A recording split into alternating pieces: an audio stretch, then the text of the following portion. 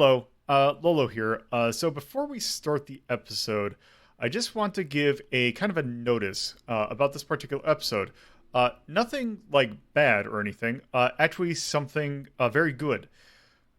This movie is somewhat obscure, so it's might be likely that you've not seen it. Uh, so I am actually going to go ahead and give a spoiler warning for this episode. We kind of talk about, well, the entire movie, and that will spoil some things that if you had not seen it before, you might want to watch fresh. I will go ahead and say we put this one in the Mastercraft section. So it's a very good movie, and I highly recommend you watch it. And I highly recommend that you watch it before listening to this episode. Okay? So with that, let's actually start. This week on Media Delta, Redline. It's a movie so energetic, it's like rubbing cocaine on your gums. Hello, and welcome to an interesting episode of Media Delta. I'm going to fully admit this one is not actually. It's partially based on a game. You bullshitted the fuck out of it. Yeah, because also at some point, I'm just accepting the reality that Media Delta is at some point just going to become. Lolo wants to just talk about this thing for a while and going to drag some people along with him. Uh, so this is as close. I would say this is as close to an F-Zero movie that we're ever going to get. Keep on forgetting that there was actually an F-Zero anime. Um, Punch a but hole yeah, in the Milky Way. yeah. We're talking about Redline today, which is a very. It's an experience. Calling it a movie is kind of short selling it because there's just a lot of things to talk about with this movie. It is a movie that was let's see, came out in 2009. Directed by one Takeshi Koike or Koike, maybe that's how you pronounce that. Kooky. Um, yeah, who's has a few other things under his belt. Also all very weird if memory serves. Like one he did before this. He actually did apparently a TV pilot for Iron Man. Like there was going to be an Iron Man anime. Also, the pilot for Afro Samurai. One of his other, I guess, one of his other big things that he's known for, even though it's not super well known for, is he was a director for a movie called Funky Forest in Japan, which was this really weird. Excuse me, he wasn't the director for that. He was director in an animated thing of that, but I believe he was involved in other things with that. Nonetheless, he has a very interesting style. Oh, actually, no. I scrolled down and to see all the things he's worked on. Like, say, for example, Goku Midnight Eye, or Cyber City Oedo 808, or Wicked City, or Ninja Scroll, All of which are fantastic. and Cardcaptor Sakura, which is nothing like the others. I see. This person has basically haunted all of our favorite shows as a ghost. Do I not wouldn't call go Wicked those. City my favorite show. I How fucking dare you? He has a very pronounced style, so to speak, and that has only gotten more so with age.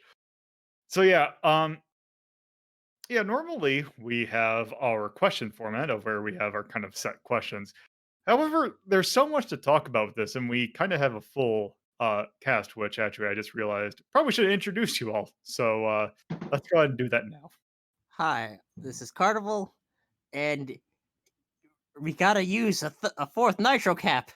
This is Chachi, and if you're on 4 Nitro AP, watch this. Windmill Slam, 6 Platinum Nitro. Hi, I'm Deathmaster 780. Still not making a quip here. You just did though. Hi, I'm Max. Don't use that many nitro caps. That's dangerous. Hi, I'm Dorpotypus, and I'm here for love. Yes. So yeah, what we're gonna do this time is we are essentially gonna go round robin, and just basically bring up something about the movie, and we're gonna continue going on until we can't think of anything more things to talk about, or we just want to be done with it. Because there's a lot of things to talk about here. So I guess Carnival, that brings us to you. What would you like to talk about? I guess we should start on just explaining the plot, which it's wacky races, but it's wacky races where the racing committee deliberately goes after the most absurd, politically dangerous parts of the galaxy because it makes them more money. Yeah, this is a thing that it seems like you would have like it it simultaneously would be better or worse if you gave any sort of backstory to this. There technically was some backstory to this in a film. Was it Trava? Trava Fist Planet. Yep. Which does go a little bit into some of the characters that appear in this. But yeah, I kind of like the fact that it just kind of drops you in the middle of nowhere with a lot of things happening. Like, there's a It just straight up lot starts happening. in media res. Yeah. Yeah. But you can kind of get the general gist of it. It's more the characters that are kind of out there. Like the plot itself is somewhat simple, but you're not like It's a basic racing plot, effectively. yeah. Just It with a lot more guns and Explosions. skipping cars over water like rocks and other crazy Explosions. things. And Funky Boy. And Funky Boy. Funky Boy, which is a giant bio monster. There's some really good names in this movie, but that will be something probably someone might want to bring up. So yeah, yeah. Do you want to go more into the plot? It's just the best thing about it is like it shows that it's very good at showing there's a lot more things going on in the world, but it never gets mired in them. That it's the core focus is it's this race. It's like that's why the best part of the ending is like the movie. The race is over. We're done. Bye. We're not gonna go and talk about any of the implications of what just happened. The race is over. It's Yes. literally called Redline, and it's about the red line, and that's it. Yeah, you only get the little intro at like the yellow line to explain the red line. Like you get to see what like the last 5 minutes of the yellow line. Yeah, Essentially. it's the second half of the. Yeah. Um. Which is it's much we don't know much about the world that the yellow line is set on, but it seems much tamer than Red Line itself. Like Red Line, they just threw all in with going for the most dangerous location they could possibly to the point where other racers dropped out, which is why the main character got to be a racer in it. Yep. Because the first thing that happens, or right at the end of the yellow line, is that what would you describe him as? Basically, Mechanic. his Yeah, he called mechanic. himself a mechanic, but so y- does Pops, so it's a little strange to place him exactly. Yeah. They're both mechanics. One of the mechanics straight up sabotages him because he is in debt with the mafia. Well, Gramps is more of a he gets the parts and all that. He procures everything needed. Specifically, Old Man is referred to throughout the film as Yeah, he procures everything. It's Frisbee who does all the work. Yes. Another really good name. Frisbee. It's great. Just an alien named Frisbee. Yep. And I guess since it's a Japanese film, they could actually get away with it, unlike, say, Mrs. Frisbee, Secret of Nim, but that's something else. Yep. So is that all you wanted to go over? Yeah, that's all I'll go for now. So All right, Chachi. I have so many things, but a lot of them unconsciously style. I think all of us would have too when we started is less of a film specific kind of experience. It definitely wants you to see in that very pronounced, extremely hard shadow as possible. And there is not a lot of work. Something brief seconds, but it is all in narrative itself. Is demonstratively 200% was so much so it took them years and years and years and years to hand draw all that. If Redline, it's just a constant barrage. Okay. Yeah, it definitely is. Like I said, there are not many things that have a style like this. Even though you can kind of see that it's trying to ape style from other things, but then again, it very much is kind of its own thing. Like especially like JP and like JP looks uh I mean he's going for the Yankee thing or like the like traditional like 50s greaser kind of thing, complete with incredibly massive pompadour, which is very impressive And plot important. and plot important. Um, yeah, this is one that even if you've seen it before, it is one that this is a movie you can watch over and over again. It's about as simple a popcorn movie. Yes, which definitely do not want to say that in terms of a bad way. It No, is no, very not much at all. It just if you just want to sit down and watch something that you can just pop popcorn in your face without even really having to think much about it and just enjoy the spectacle that is Redline. It's perfect. It does help to have a little bit of You may start hooting and hollering and get your popcorn everywhere. yes. Returning from of the sound and Max and I were of the sound system at one point, without spoiling, basically a sound effect in the film. I think the space that we were about 21 decibels below that. It was like it was so loud, absolute. If you have an opportune sound system, everything becomes more pronounced. Every single track, even the line track that starts the movie off, it's a very base. There's a lot of pretty clever direct. You have to be able to everything viscerally, almost uncontrollably. Yes. Uh, this movie has a really like the soundtrack for it is somewhat simple, but it's exactly what you need it to be. I It's mean, really good. it does its job, but also like Chachi was mentioning, the sound design is absolutely incredible and just really adds to the movie. Oh yeah. Also, Oh yeah. I was just saying. I was agreeing. you could also break down lines of tracks mood. A lot of people, this particular track in a movie builds a good extreme focus on how do as invested in what every time it is a high BPM, and most of the tracks that play during races are the same BPM. So much so that I suspect I haven't sat down and done the movie rather than analyze it, but I'm pretty sure that if you put a stopwatch from the word go to the start of the credits, I'm pretty sure every beat in Yellow Line, every time it appears, as the tracks that are swinging and whatnot, I think it maintains silently throughout the film. It's a suspicion, but it's a strong one. Additionally, about the sound design Poe was flirting with, and I'm not going to go too hard into this because I know he wants to talk about it. Everybody has sound. Sort of, it's a little bit like Peter and Marie characters are identifiable tone to each person, persona rather, because they're larger than life. The first bar or maybe two bars of what's going on. Yep, this guy's about to walk. Had some time on the screen. Is one of the strong, really tight race. The unintentional. It's also really good because like half the songs say their fucking names in them too. Oh yeah, Yep. yeah. How do you know this is Machine Head song? Well, the lyrics are literally just Machine Head. Yeah.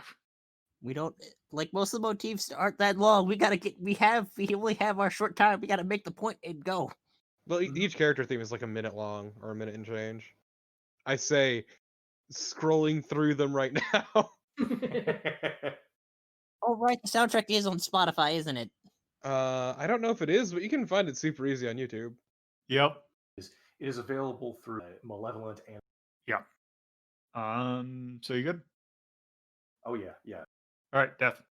So yeah, I like the way this movie looks. Like it has a billion different unique designs for like every character, car, setting. It's like a giant clash of styles, and they all work together. Okay, you good? Yeah. Okay. Max. Well, we've seen this movie several times, in both English and in Japanese. And what really gets me is the absolute quality of the dub of this movie. A lot of times I tend to prefer subtitle because it just the line delivery tends to be flat or they're just not in it, but for this the actors went all in on their roles. They loved to do what they did. The writer who translated it from Japanese did spectacular, and not just translating it but giving the characters their personas in English, that when you watch the subtitle does not carry over. So if you watch the subtitle version and you don't understand Japanese, you are losing out on so much of the character's personality that the dub absolutely nailed. And it just even thinking about that just blows my mind because of how mediocre dub can. Yeah, and I'm looking at like the voice casting, and it's a lot of standard. Like A animated. lot of There's big names in voice acting. yeah, like you got your Patrick Seitz, got Michelle Ruff, Liam O'Brien, Sam Riegel, Jameson Price. I'm just looking over the ones that I recognize. I think I A remember lot of seeing. people that you've heard them before, and you probably be able to recognize several of them just from the first lines of their characters. Liam O'Brien, for example. But Yeah, they really went all in. Not only mercilessly on overly, because they often come off. Anytime I hear the word senpai or something, I immediately we're going to get something correct and sickly. There has not been in the process in that culture.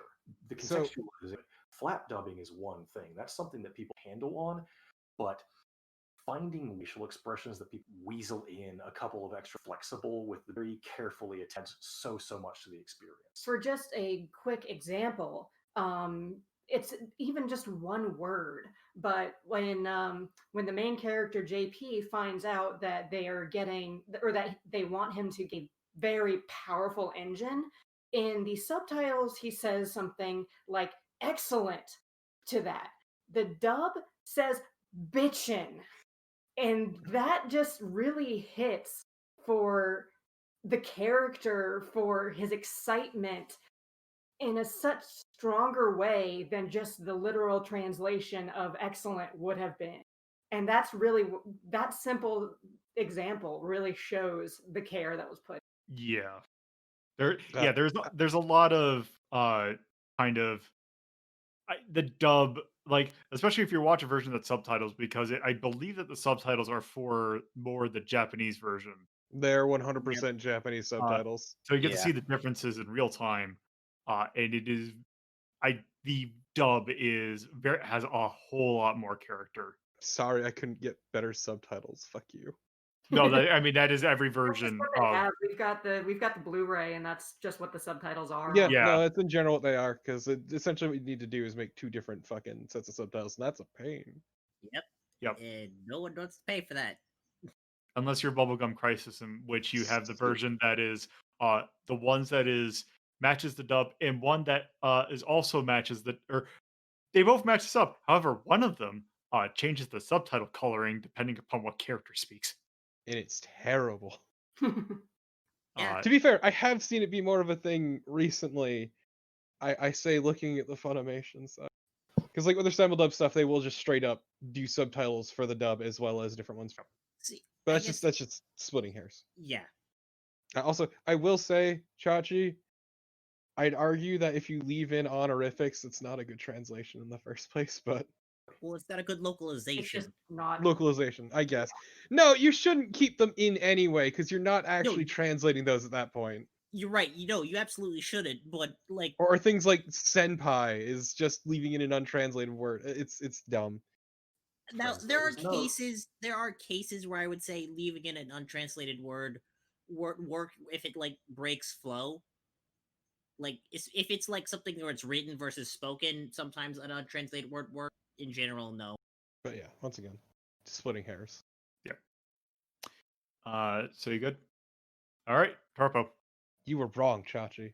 I was gonna talk about the fucking unrelenting energy of this goddamn movie. It is absolutely incredible the whole way through, just starting with Yellow Line all the way through Redline. Like so with Yellow Line it even starts there's like this escalation of insanity before Yellow Line is over, and then there's this lull that is this setup to Redline. And even then there's some ridiculous shit going on, like your good buddy Lynchman fucking with the space laser. In space, Superhero Beavis and Butthead. Yeah, or fucking the planet Supergrass princess just dicking around all over planet. What was it? Robo World? It was Robo World. yeah. Yeah. Very, very intricate names, very complicated. Uh, but just so like between like ignoring that lull, just once you get into the proper Redline race, it's just this constant escalation with no downturn. It is a movie that is incredibly intense, supremely energetic, and fucking unrelenting. There is no room to breathe during either of the races in that goddamn movie. it just keeps going. Things keep happening nonstop. It keeps getting more insane. And then a man's car peels away to reveal a trike.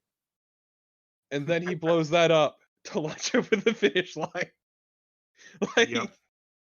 it's incredibly stupid, but in a way that's deeply enjoyable. And the movie itself gets you so fucking pumped.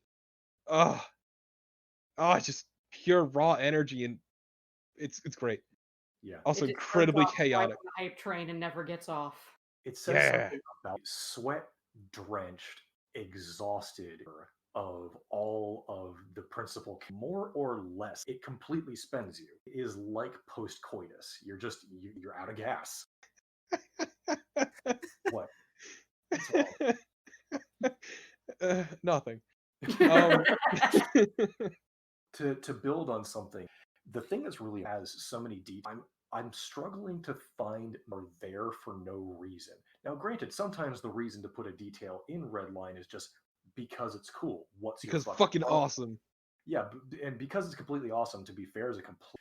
But as you go back and watch the film more, you start to pick up on things more sense on subsequent viewings. For example, when Ed first makes his personal debut in the film, funky, bombastic anthem, you see Sonashi McLaren kind of lean forward in her seat in the restaurant and give a little wave. Like, what's all that about? Maybe another racer is greeting her. But during Redline, when Sonashi's car is ripped to shrieking at the car with concern, are Sweet JP for probably at least 10 years. Since he was a kid. Yeah, since they were both children. Also, Sonoshi and Machine Head are the only people in the film who have steam lights, platinum nitros. Those two are family. Yeah. Which is, I think it's really, really impressive, basically billing itself in the right as we're just going to go like an hour and a half straight, and you best hold on, is still doing atmospheric and subtle storytelling. Or rather, it is no. Yes. Okay.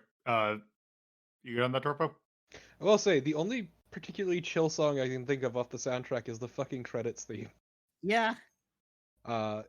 Because at that point, you basically run out and you're just coming down from that fucking high.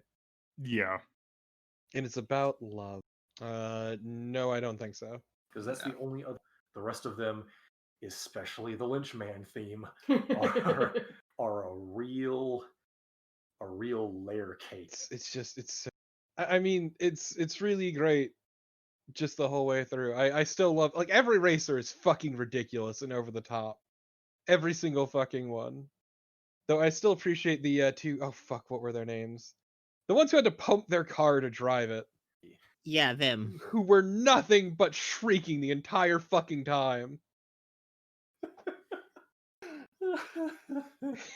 Just non-fucking stop losing their goddamn minds, and that's basically how I felt.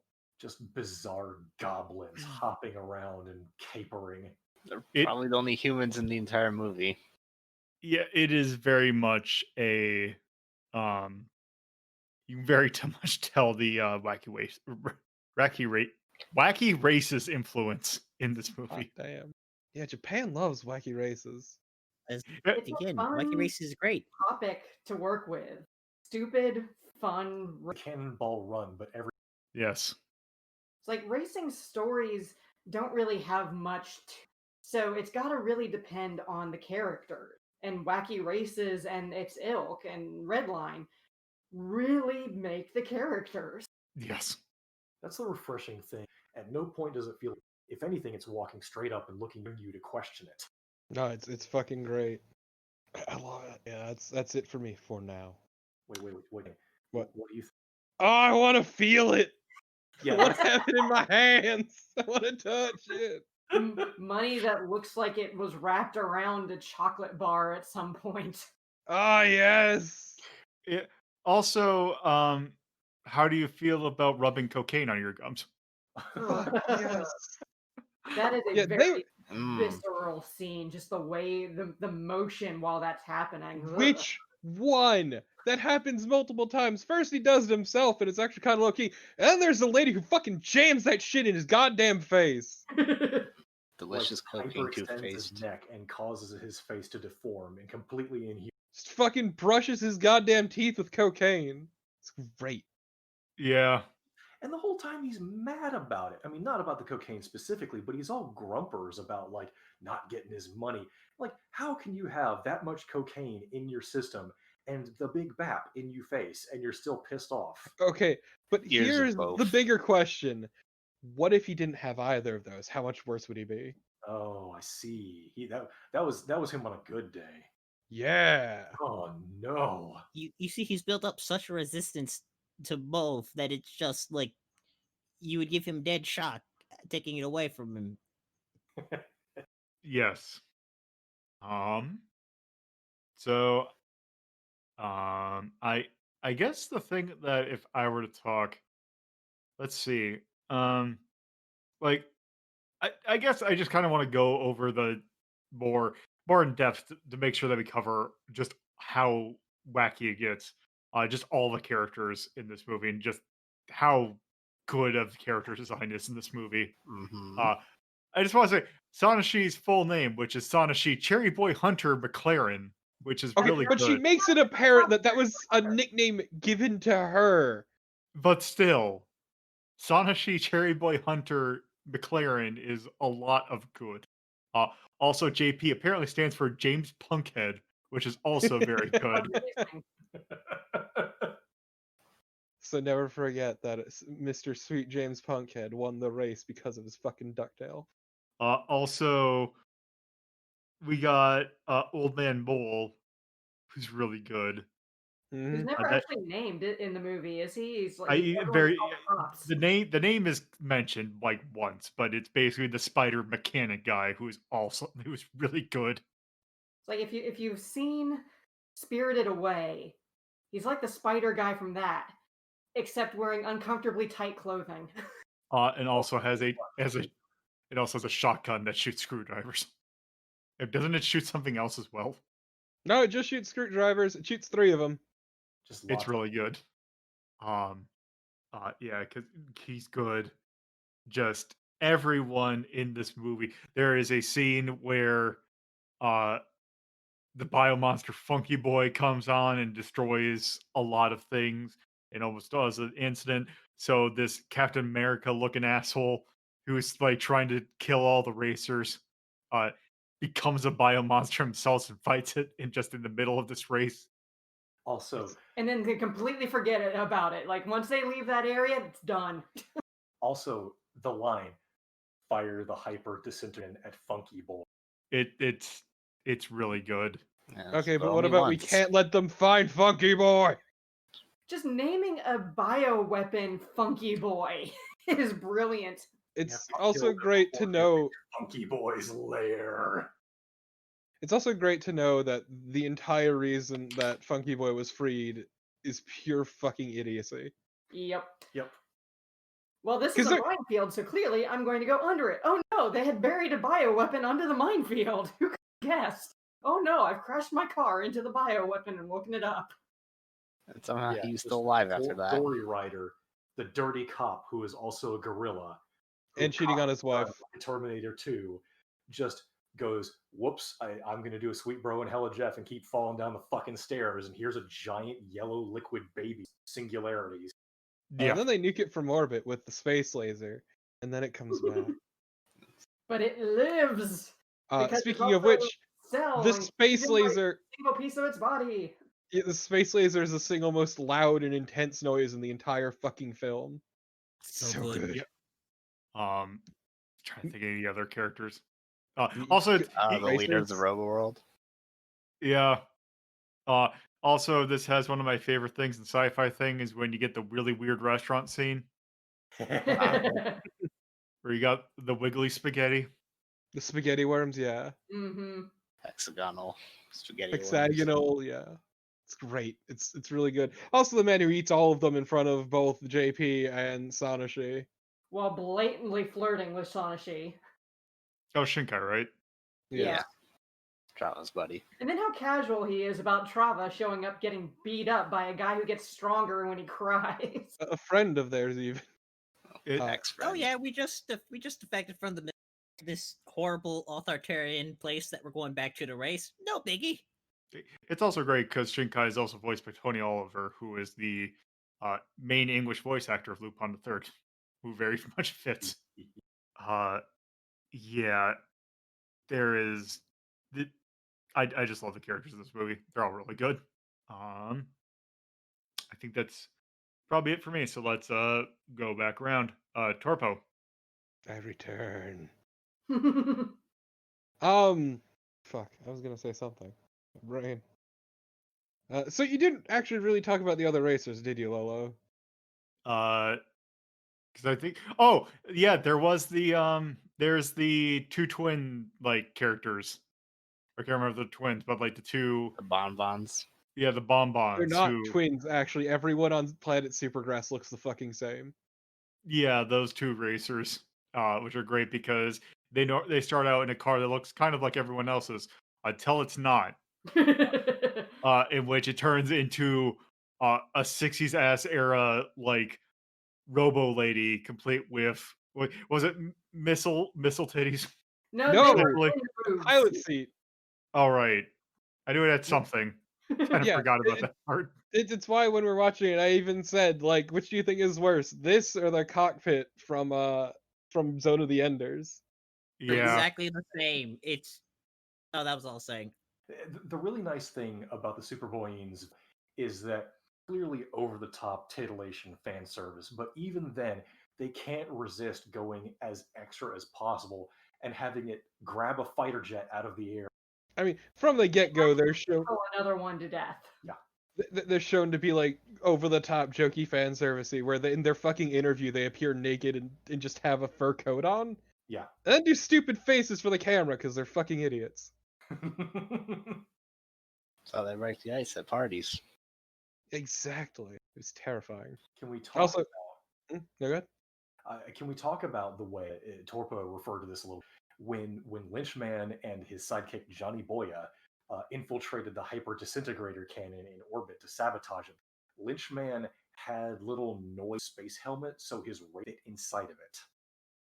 It's also important to note that when they sabotaged it, not only did they scratch up the lens, but like Lynchman even left fucking graffiti on there too.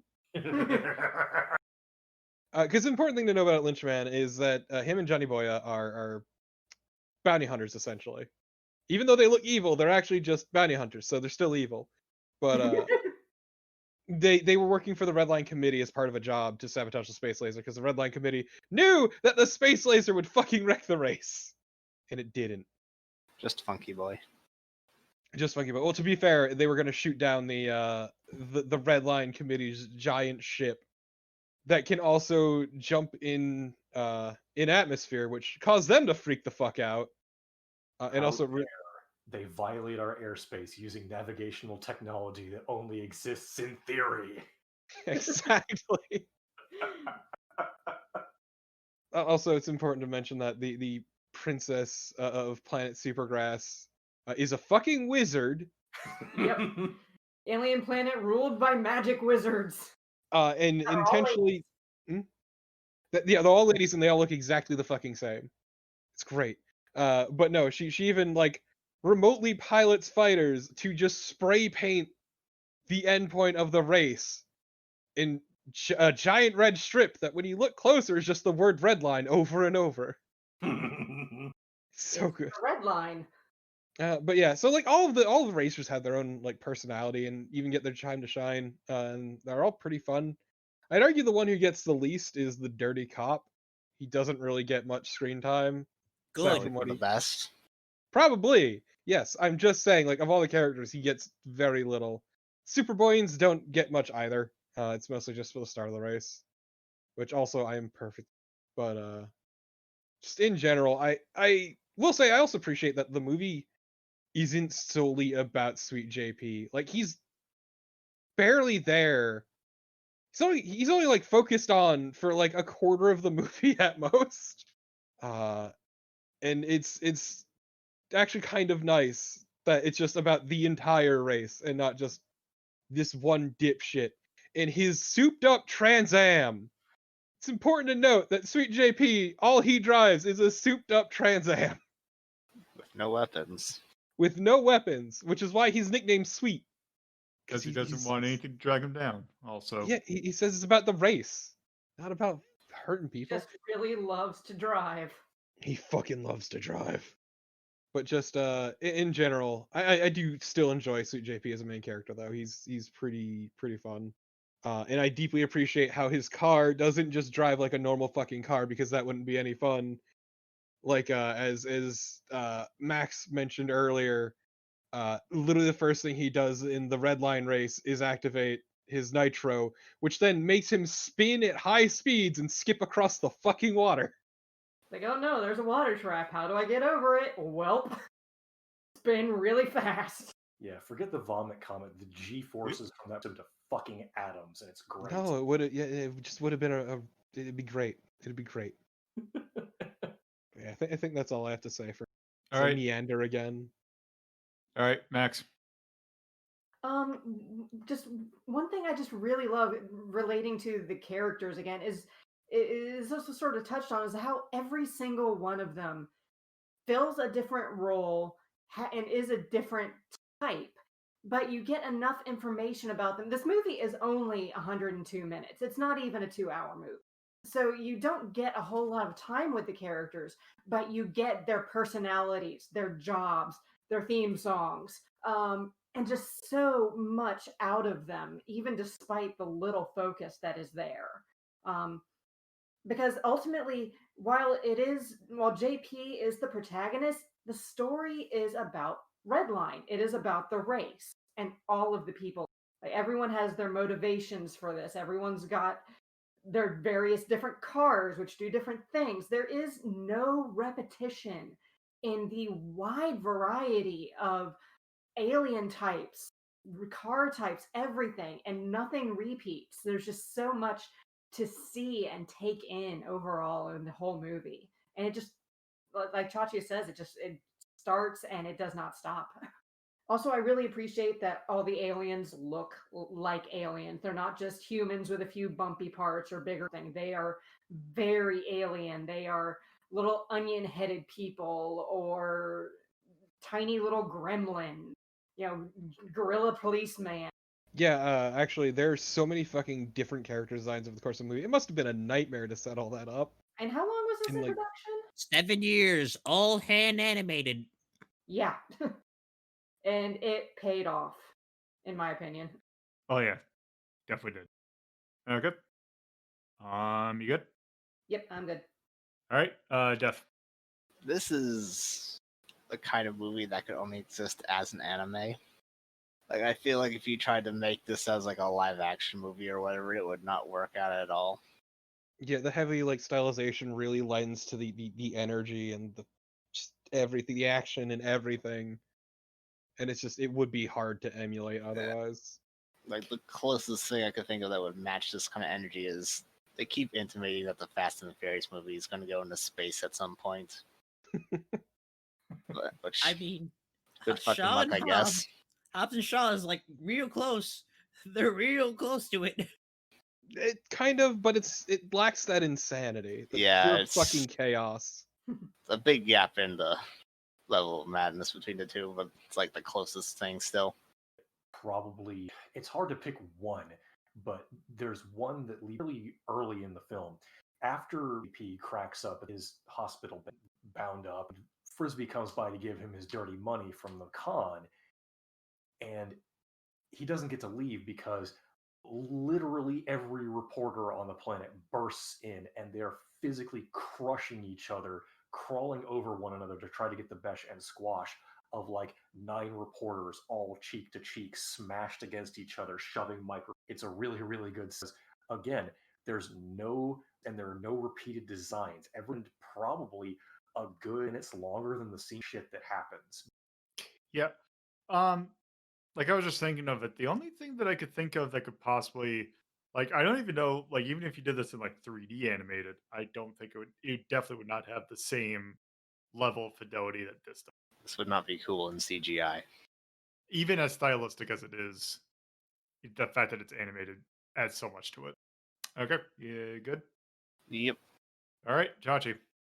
Holy smokes, we could probably keep going forever, but The only proper way to watch this film is with friends. You can watch it by yourself, but every additional person in the audience adds to this. Is definitely, if you haven't got anybody to sit around with, still plunk your ass down and watch Redline. It's perfectly legit. But if you've got even just all sort of point and hoot at the screen together, it's so much better. Friend film, a great way to spend an hour in. Even contemporary cinema prices are probably the amount of from just like the ever loving. Just a fucking shot of adrenaline. It's great. The Yeah, I fun would. thing is that if you get a chance to see it in theaters, it's almost like you're in the crowd at one of the races watching it pass by. It's About a really to die. My Yeah, money's on Machine Head, though. yeah. That brings up a good question. Since both JP and Sadashi technically won the race, how does the betting pool work for that? That's something I always wonder every time we watch it. Like, how do the bookies fix this? I would I don't- imagine. And I would think that they would probably consider Sanashi knocked out. My question for you, Oh, though. Well, because it was JP's vehicle that they rode in. Also, I would argue Technically, there's a lot of questions raised at the end that do not get answered, and that's perfectly fine. But there's also, why were they a lot of floating questions off? that don't get answered in general. What that- happened to the two of them? Why were they floating off? Oh, they were going to the winner's circle. No, you. they They're were going on to the fire. They're going to the great winter circle in the sky. Is what's happening. The movie is just unapologetic and not explaining itself. Yeah, it's Like It's- a random character joins the race at one point. Yeah. And Yeah, I was about to say. the announcers just pick up there. Yep, there he is in this place. Like he wasn't even in the race to start. He didn't Yeah, like- qualify. But there he is. He's a racer now. Yes, the one of the commentators who just sounds like he did a fat line of cocaine off the toilet before coming in. I mean, he straight up says what's the line that he's He's tweaking? tweaking so hard his teeth itch. Which, going back to the English translation, they nailed that character so good because the commentary for the subtitles is just sort of mediocre for that. But I'm tweaking so hard my teeth itch. Holy crap. Yeah, Also, I did appreciate the two commentators. One was fucking goddamn losing his mind high as a kite, and the other one was just super chill, just happy to be there. Mhm. yeah.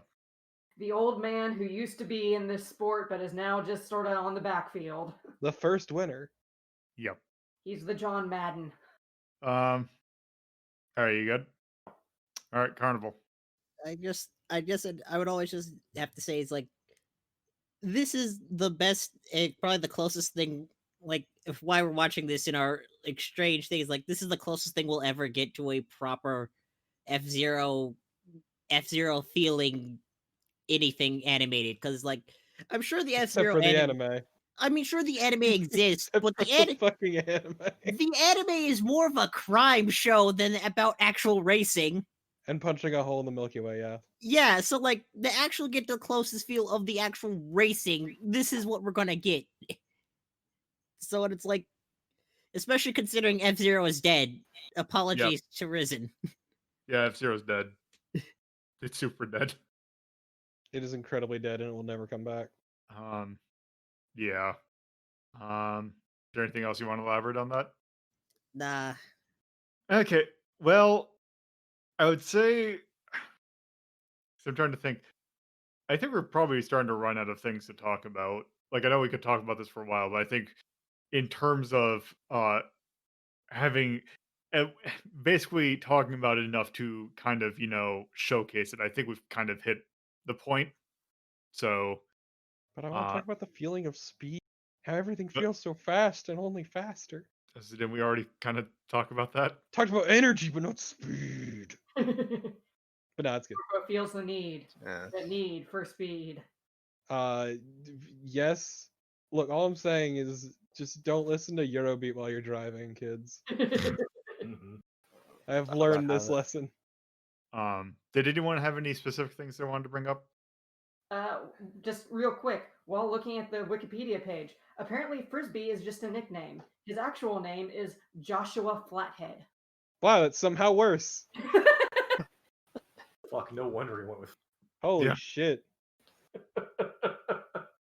So it's funny that Torpo plaintively cried out for a chance to talk about speed. And I want to do this in a way that I think can dovetail. So I'll go with a moment earlier in the movie. I think that Torpo can pick in the yellow line race. Some of the things that the racers do. The racers are moving so damn fast that missiles, which are usually moving faster than the speed of sound to begin with, appear to be moving slowly, like to the tune of, maybe Nikita rockets in Metal Gear Solid slow. They'll just get there, and you have time to dodge because you're going that damn fast. Also, the then, people who fired later him in the fired him at film- point blank. Torpo knows what I'm talking about. Tell him about Lynchman. You, what do you mean? Tell about Lynchman. You know the moment. The one You that mean when they launch like the fucking beetle horns into the goddamn wall and use it to pull them across the fucking water? a little bit later than that. I'm referring specifically to the moment where the Volton forces catch up to Lynchman and Johnny Boya. Oh god, yes, and Lynchman fucking falls out of the car and has to run to catch up to the car. And he does. Johnny Boya doesn't slow down. Lynchman catches up to his own car, which we know that's traveling at least 2 times the speed of sound. It's so good. And that really just plays into just the incredible, like, chaotic feeling of the whole movie and just that incredible energy, and I love it so much. But just like in general, the movie is absolutely fantastic at capturing that incredible feeling of speed. Just everything moves and happens so fast, and only just keeps happening faster. Like as I said, it's this non-stop rising action throughout the whole fucking movie, and it's unrelenting in its pace and only gets faster up to the very end, where they are literally rocketing through the fucking finish line, tearing apart their vehicles in an effort to go faster, and it's absolutely amazing. Returning real quick concept of textured money. Texture is a thing that happens throughout, and you see this for starters in the yellow line race, but you see it a whole lot more in red line. Every time somebody pops their nitro, they physically forces cause their face to ripple with just how hard it adds again to the sense. You don't just see the car go woo and suddenly start moving faster relative to the stuff around it. The car is suddenly moving so fast that it's having trouble maintaining control, and it bounces around like it's on the same time before it goes faster. It's so good. Also, just like every fucking movement they make, like you see them fucking fishtailing all over the place every time they speed up. Yeah. Just that complete loss of control initially. Oh, it's so good. Oh, it's good. Feels good. Feels good. Sounds good. Tastes good. Oh, it's a good movie. Yeah, I feel like this is probably going to be an easy one to rank. Yes. Yeah. Did anyone else have anything to add? No. Yeah, All right. mostly just the end. Love. Or after love. It's really good. Movie It is makes also no- secretly a love story. Yep, from the very beginning. It's really good. It even ends with the giant sign just saying love as they float through the sky. I still don't. On fire. On fire. They're probably dead. Making out. They're definitely Probably. I do another a great part of just showing how fast everything is going is at one point they've been chased across the planet basically by the military, and eventually when everyone is just popping their nitro, just going as fast as possible to get to the end, the military just stops and goes, "We can't do this." No, they say fuck this. Yeah. They're too fast. Yeah. It's kind of how it'd be if I was in that race. And of just how fast everything is going. Also, yeah, because it's like the last thing is just like a straight vertical incline. Yeah, you got to go up. Gotta get up to get down.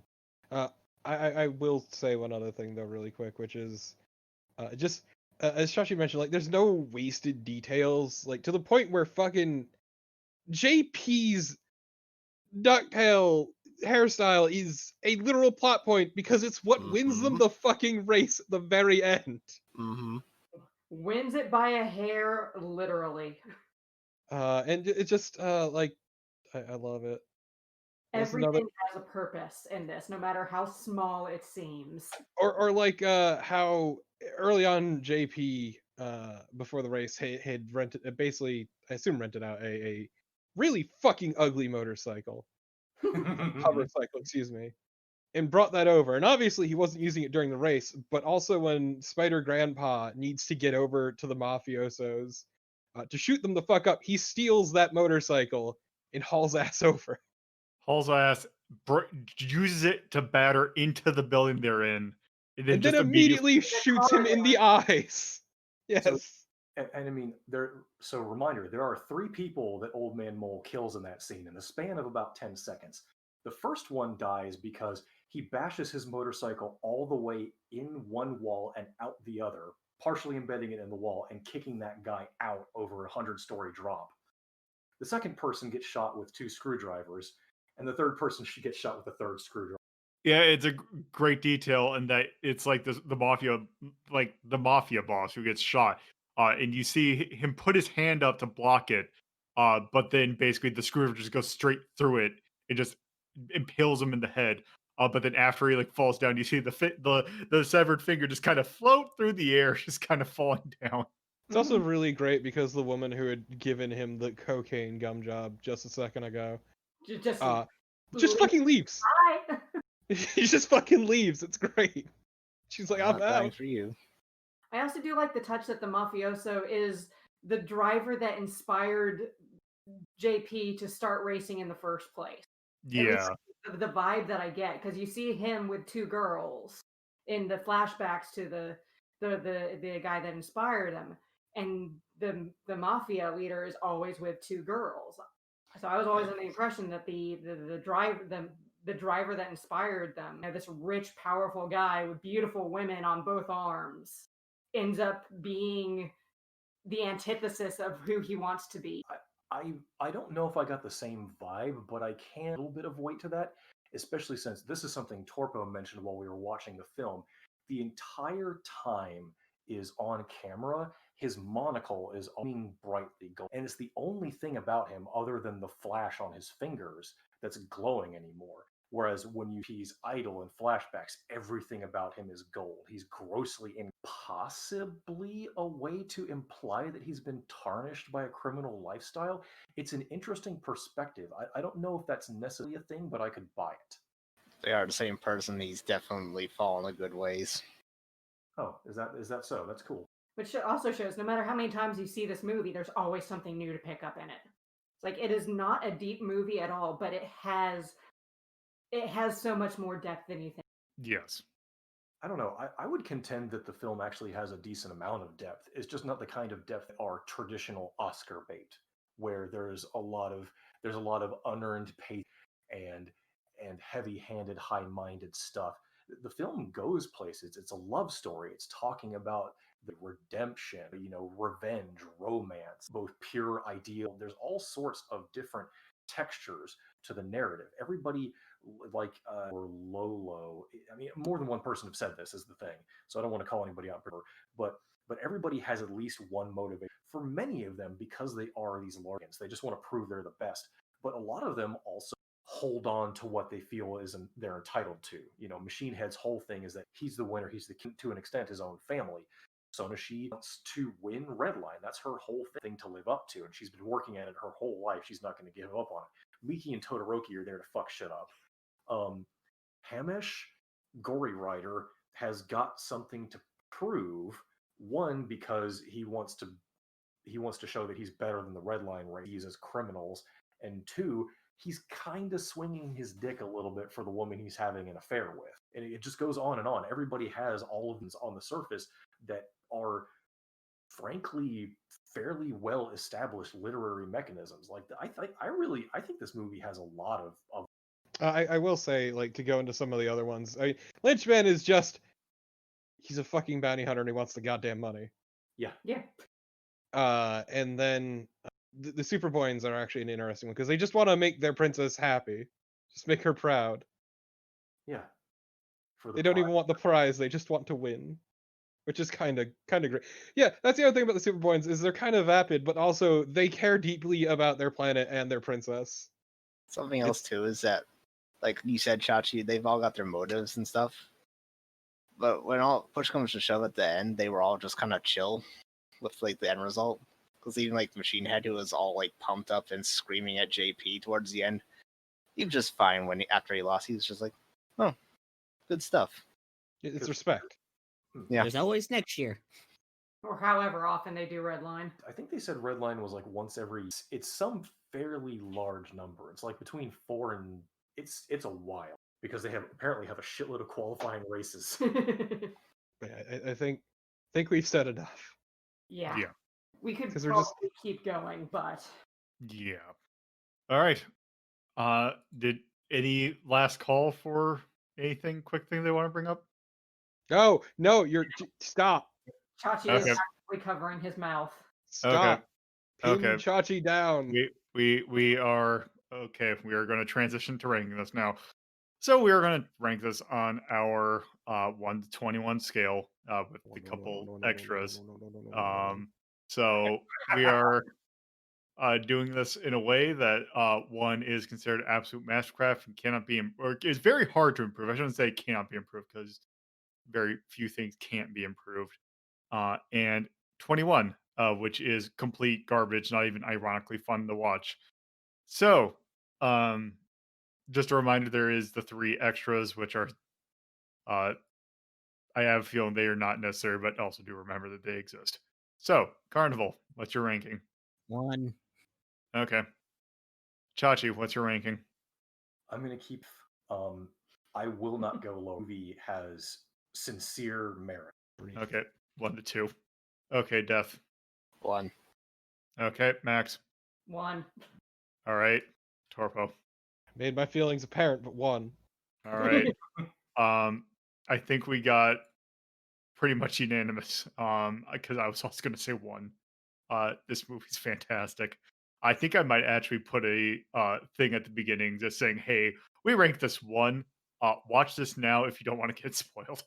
yeah, basically. We attempted to not spoil at the beginning, but You kind of can't avoid it. So I might, for the first time, have to put it. Hey, this is actually something you might not have seen. If you have not seen this, actually go watch it. 'Cause seriously, holy crap, this movie's really good.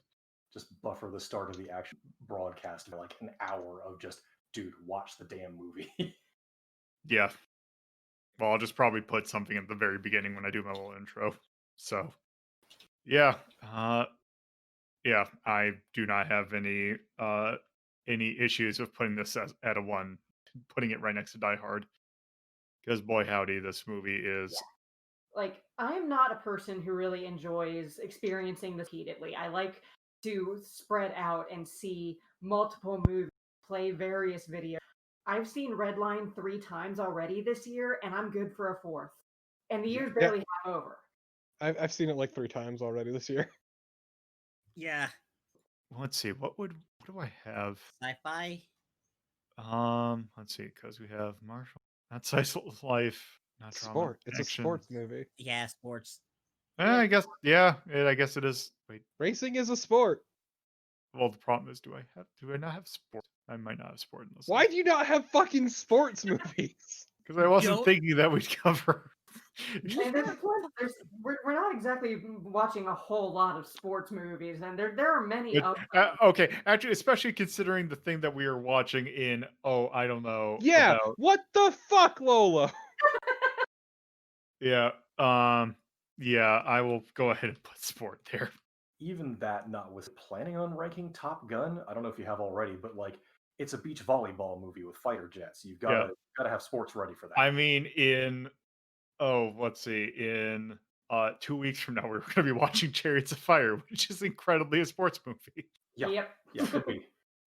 So I will put in sport there. There is no undeniable question. The tone is cool. Yes. It is Yes. so fucking cool. Unless you've got a tone that is just pure chaos. I think cool is probably good.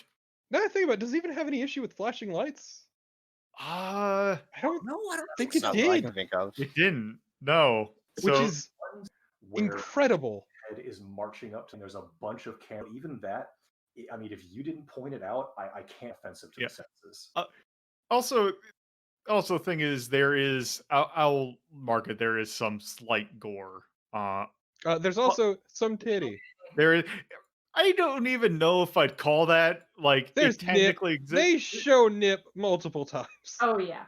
Sonashi just standing around, with no shirt on I whatsoever. suppose I will mark that because I was Yeah, not. just I was. lounging around in nothing but panties, watching the news. I was thinking of not even noting that because it's just such a like It's unoffensive, nonchalant scene but it's still Yeah, nudity. but I feel it worth listing there if we're gonna list other stuff. stuff. Yeah. Okay. Also, I'd say thumbs up across the board. Yeah, thumbs up Yeah, across the board. yeah. So Absolutely. So just to point out what the things are. So we have. Let me get the thumbs up ready. So we have music. The music's really good. We have charm. The charm is fantastic. We have the cinematography. The cinematography is fantastic. Story, Okay, now maybe, we can skip that. maybe not so. Action, absolutely. I will die. The story is great. Art, Yeah, fantastic. I think story's good. Yeah. It's silly. You know what? Just You to know fill what? it out. So the problem is there's no nuance for the story one because That if we're doesn't just talking matter. like characters and all that, yeah, I would agree 100%. Actually, characters. Characters part of that. I should say story and writing. I Yeah, should also writing say. definitely, Yeah. yeah. Oh yeah, Um, right. Okay. Yay or nay? Well, definitely this is made with abundant love. yeah, Oh, shit, I gotta find the. 7 Okay. years, hand drawn. So let's see. Okay, how about fucking just plain fun? See, Yeah. just plain cool. Just plain cool. Yeah.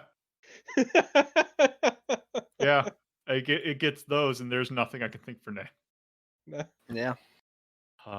Yeah. So let me Yeah, go. yeah, like even like for just real quick, the audio balancing, like everything is as loud as it needs to be. Like Like, nothing is too loud or too quiet. yeah, it's loud on purpose. I had to bounce back and forth between the two. Oh, god damn it. I just undid. Okay. There. That is as much as Redline could possibly get. Yeah, it is a well-deserved one. Um, yeah, I think we have covered that. So, before we talk about what we're doing next, Carnival. Is there anything you want to plug? You can follow me at. I guess we'll see you in Redline. We'll find. I guess we'll see you whenever we can find the existence of Travel Fist Planet in good quality. Yeah. Chachi. I would You know, like just for giggles, I'm gonna also include Max in this. Make it easy. So hi, I'm Max. He's Chachi. We're a husband and wife team of streamers, and you can find us at twitch.tv/Max and Chachi. You can find me on Twitter at Max and Chachi. You can find me at Chachi underscore. I'd also like to plug your local animal shelter. Also plug, I don't know, everybody. This is a movie that fills you with joy. Yep. Death. You can find me on twitch.tv/deathmaster780, Rip Mixer. I do streams Tuesdays and Thursdays and sometimes Fridays. You can also find me on Twitter at twitter.com/deathmasters. All right. Torpo. Twitch.tv/Torpid Typist. Maybe one day I'll finally fucking finish a laundry. I can. Eventually. Next So week! close. No, next fucking week! I mean, it'll be too late for this, but next fucking week! Yes. Hopefully the day after this episode airs, you might be able to see that. I'll be free. Also, fuck you, Lolo. Fuck you. Don't might me anything. I'm finishing that game even if it kills me. Also on Twitter at Torpid Typist. And I would like to plug Lolo in this. All right. And we also have to plug the cars, the holes in the cars after fucking using the nitro boost. It's fine. Nobody died. Car. And nobody died. Nobody died. Nobody Horribly. with the name died. Yes. All right. So since season 1 was not as long as I thought it would be, we in season 2 is too long to cover in a single episode. Rather than move on to season 2 of Teenage Mutant Ninja Turtles, next week we are talking about the first movie, which is going to be a completely different energy than what we just watched. Actually, the energy is going to be it's going to be different for a while. Actually, see what else we got next. Oh, I mean, the energy will not be as intense, but it will also change into a different format later on. But nonetheless, that is later on. So, with that, I guess we're done. So, thank you all for listening. If you would like to look at the full list of rankings for yourself, please visit r3.ldp.life and go to the Media Delta List tab. If you would like to watch Media Delta's sister show, Retro Rank Rhapsody, you can either watch at youtube.ldp.life or by tuning into twitch.tv/LoadedPuzzlo at 7:30 p.m. on Fridays, 2:30 p.m. on Saturdays, and 1 p.m. on Sundays. All those times are from the Eastern US time zone. If you would like to discuss this episode with the community, you can do so by joining our Discord server, which you can do so by going to discord.ldp.life. Thank you again for listening, and I hope you tune in for our next episode.